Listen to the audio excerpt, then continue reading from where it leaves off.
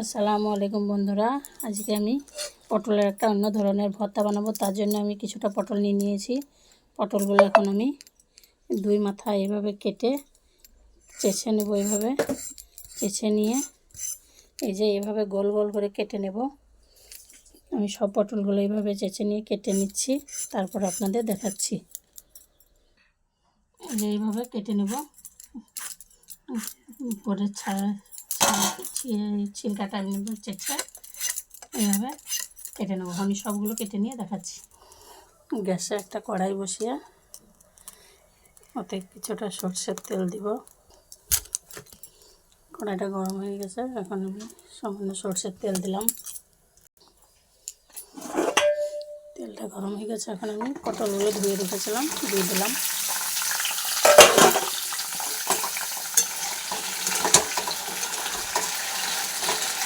এগুলো দিয়ে ভালোভাবে নাড়াচাড়া করে সামান্য একটু নিমখ দিয়ে দিলাম। অল্প পাল্টা করে অল্প ভেজে নেব। এখন আমার পটলগুলো ভাজা হয়ে গেছে, খুব বেশি ভাজবো না, এরকম ভাজা হলেই হবে। আমি এখন পটলগুলো সব তুলে নেব।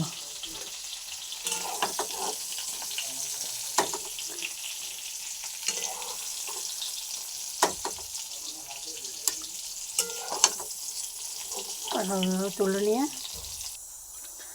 এক টুকরো মাছ ছিল কালকের ভাজা, সেটা আমি ভালোভাবে বেছে নেব।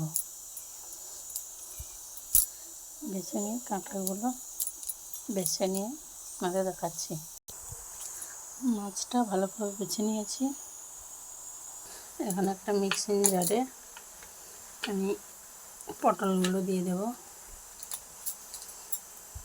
দিয়ে একটা পেস্ট বানিয়ে নেব। পটলগুলো আমি পেস্ট করে নিয়েছি। এখন গ্যাসে একটা কড়াই বসিয়ে দিয়ে কড়াইয়ে সামান্য তেল দিয়ে দেব।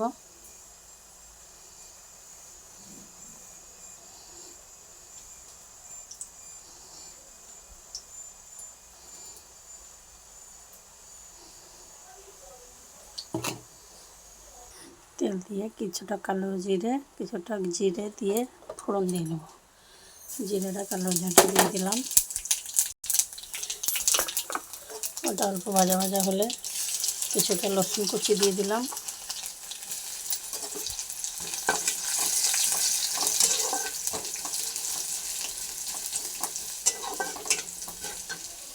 রসুন কুচিটা দিয়ে কিছুটা ভাজা ভাজা হলে এতে এক মুঠো পেঁয়াজ কুচি দিয়ে দিলাম।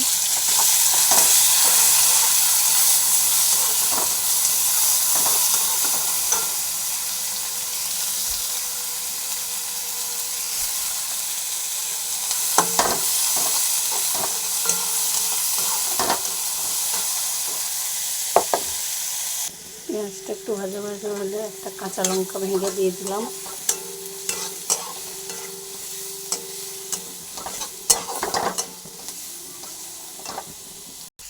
পেঁয়াজটা কিছু ভাজা ভাজা হয়ে গেলে মাছটা ভেঙে রেখেছিলাম ওইটা দিয়ে দিলাম।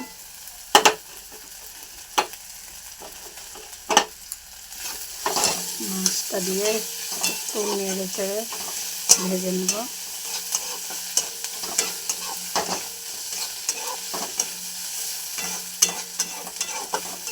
মাছটা দিয়ে ভেজে নেওয়ার পরে পটল বাটাটা দিয়ে দিলাম। পটল মশলাটা দিয়ে মিক্স করে নেব ভালোভাবে। পটলটা দেওয়ার পরে ভালোভাবে মিক্স করে কিছুটা নিমখ, সামান্য হলুদ গুঁড়ো দিয়ে ভালোভাবে আবারও মিক্স করে ভেজে নেব। ভেজে নেওয়ার পরে কিছুটা চিনি দিয়ে দিলাম। একটু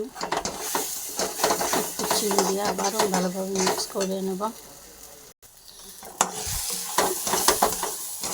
ভাজা ভাজা করে যখন কড়াই থেকে ছেড়ে যাবে দেখবেন, তখন হয়ে যাবে ভাজাটা। আর একটু ভেজে নেব সামান্য। যে আমার পটলটা ভাজা ভাজা হয়ে গেছে, এখন এটা নামিয়ে নেব। গরম গরম ভাতের সাথে সার্ভ করবেন, খুব মজা লাগবে। এভাবে একবার বানিয়ে খেয়ে দেখবেন। পটল ভর্তা তো অনেক ধরনের খেয়েছেন, এইভাবে একবার বানিয়ে খাবেন, দেখবেন এর স্বাদ খুব সুন্দর হয়, খুব ভালো লাগে। গরম গরম ভাতের সঙ্গে এই একটা পদ দিয়ে ভাত খাওয়া হয়ে যাবে। এইভাবে বানাবেন। ভালো লাগলে লাইক কমেন্ট করবেন। আসসালামু আলাইকুম। এখানে ভিডিওটা শেষ করলাম। এখন আমি গ্যাসটা বন্ধ করে দিলাম।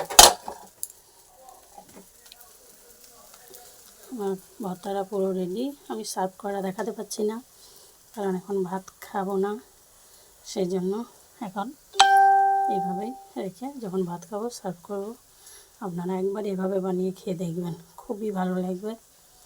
আশা করছি কমেন্ট করবেন, লাইক করবেন। শেষ করলাম। আসসালামু আলাইকুম।